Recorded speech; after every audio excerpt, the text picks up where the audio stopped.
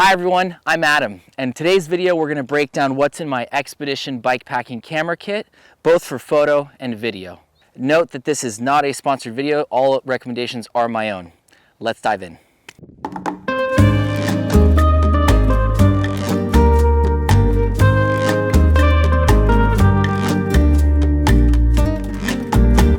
The Canon R6 Mark II is my go-to camera. It's the one I'm using right now to film this video. The reason why I chose this camera specifically is because it's got fast autofocus. To me, to my eye, the Canon color science is the best. I like how the colors look straight out the camera. The in-body stabilization for handheld shooting is really good.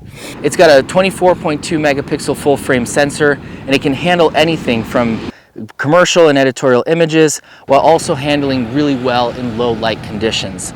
It's got less megapixels than many of the newest cameras out there. However, it's just enough for you to put out beautiful commercial images while still getting really amazing low light video content, which is what I need. I pair it with only one lens, the RF 24 to 70 millimeter f2.8. This is a fast, sharp, albeit kind of heavy lens, but it's beautiful for everything that you need for photo and video. Leo shoots with a Nikon Z8 with a 24 to 70 f2.8 Tamron lens. Both cameras are workhorses and allow us to shoot both pro photo and video anywhere in the world.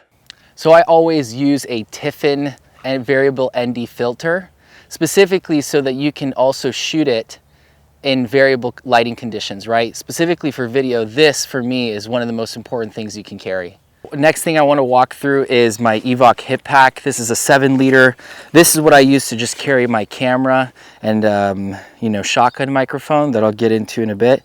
But this one's really great because it just fits right around my waist. I have quick access to it whenever I need, both on and off the bike. I usually keep my wallet up front too, and my memory cards, extra batteries, all of that stuff. But it's enough space to fit my main camera and very easy and quick to take in and out of the bag. The other really cool feature about this hip pack is that it also comes in with a built-in rainfly. So right here in the back, you actually have a small rainfly that goes on top of the entire bag. This is really great for in inclement weather. It's saved my whole camera system multiple times. It doesn't require me to put it in any of my bike packing bags or anything, so it just covers the equipment whenever the weather's bad, and then we can put it right back in its little rainfly when we're done, right? So microphones, audio will make or break a film, and it's really quite important that you have a good system in place that works for, run and gun kind of things, like when you really quickly need to capture something, but then also for when you're interviewing somebody or you really want to make sure that you capture just higher quality voiceovers, narration, whatever, somebody talking. I use a 2-part system for just the run and gun, very quick audio. I usually always have this on my main camera, the Rode VideoMicro. It's small, it's compact, it's light, and it's just a shotgun mic. It works super well.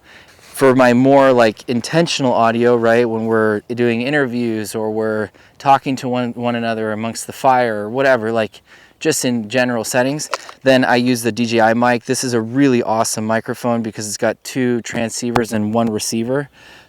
And it also can record internally into the mic itself. So you can use this as just an audio source without even a camera system, and that's really rad. It's got a 15+ hour battery life. I've never actually gotten this thing to a place where it needed to be recharged, even on a multi-month long trip. And it also has a little windscreen that you can also put on top of the microphone. And yeah, just recording internally, all of that stuff is really important. To me, this is the best thing you can get. So for my second camera system, just as a backup, I use my iPhone, and I have a Peak Design everyday case on it that can mount onto an out front bike mount that they make. This allows for me to use this camera very quickly in the midst of something that I need to capture very fast, whether it's, somebody falling or a dramatic moment and I don't have the time to pull out my bigger camera, or let's say in the midst of inclement weather getting worse and worse, then this can oftentimes be a great backup camera. It's not going to be as beautiful as the Pro camera, but it's a very great backup system for, when you run out of batteries or when you really just need a quick shot. So that's what I use. And I also then have this little tiny mobile tripod, but this thing is really great because it just magnetically shoots back on, and you can put it on the ground, you can make time lapses with it. It's great for behind the scenes stuff. So for aerials, I use the DJI 3 Mini Pro. This is a really freaking cool little tiny drone. It weighs hardly nothing, but the cinematic stuff that you can get from it from a video perspective, even photos, it's amazing. This is the best drone I've ever had. I recognize that they have a new one that's out now that it sounds like it does a lot more like great tracking of stuff. So if you're filming yourself, maybe go for the newer one. But for me, this is more than enough. I mean, we've put films in film festivals using this drone. So to me, I 100% recommend it. I bought it as the Fly More combo, which just came with 2 extra batteries, you know, a 3-port charging system, and then the controller. And I also got some ND filters, just like with my main camera. ND filters will help this thing film in the middle of the day and it'll still look relatively cinematic. I usually stow this just in my frame bag, and it fits great. Since it's so tiny, it doesn't even need its own bag. I just toss it in here. The controller and everything goes in there as well. And no problemo. I can carry all of this very easily, just like that. So like I've talked about before, what do we do when we run out of power, right? So I always carry at least 3 ELP Canon batteries with me. This will usually last me a handful of days depending on how much footage we're filming, but it's nice to have it so I don't have to keep charging at the end of every day because that gets annoying. But the most important thing that we have, each Leo and I carry, is Anker 325 power bank. This thing is a beast. It keeps you shooting and navigating in the field because it's not necessarily that big, but it can, you know, recharge my phone. I think it's like up to 10 times. You know, when I use it to charge everything, this will probably last us about a week or so, but every probably 3, 4, 5 days, we're gonna probably find a spot where we can recharge our things. So this is one thing that I would not go on a bikepacking trip without if you're gonna be filming or photographing. This is obvious. When you're gonna be outside all the time, you need to have a good cleaning kit, and it doesn't have to be overly complicated. Just use a microfiber cloth and one of these, right? Dust blower, because you're outside every single day. Your gear needs to be cleaned occasionally. Yeah, what do we do for backups, right? And how many SD cards do you really need on a long distance trip? So I always carry at least one 512 and one 256 gigabyte SD card. That's in the camera right now. And then I also carry at least 3 extra 128 gigabyte SD cards. Leo probably has about the same. And then I have 2 micro SD cards, a 256 and a 128. That's for the drone. But that's all carried here in this small case. I have some extra old ones in here still, but normally those are more than enough. That lasted us for a 2-month bikepacking journey through Bolivia and Peru, and another 2-month bikepacking trip through Spain and Morocco. So it's more than enough, I would say, for what you need.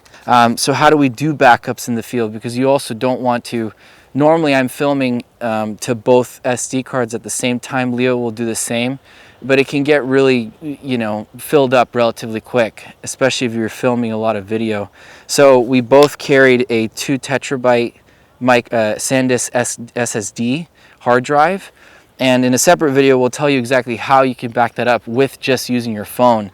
But that's where this little dongle comes in. It allows you to plug in SD cards, micro SD cards, and then this can actually be plugged into a phone to do a backup system into this. So we'll explain that in a full detailed video later on, but this is what we also carry. Just wanted to run through that. Lastly, these 2 things are really great. This is a mini tripod. Ideally, you have one that has a head on it, but if you only have one of these from like a gimbal, this is something. It's better than nothing. And lastly, just a Peak Design strap. This is really great because they have those little removable eyelets. I really like that because we actually would use this as a separate strap to carry our bikepacking gear when we had a mechanical, or I busted my tire in the middle of nowhere in Bolivia and we had to take a trip back to La Paz. This was actually great because you could remove those eyelets and put it around some of your bikepacking gear and then just use it as a strap for carrying a bunch of random ass bags instead of it being on your hand. So this is super helpful, I would say.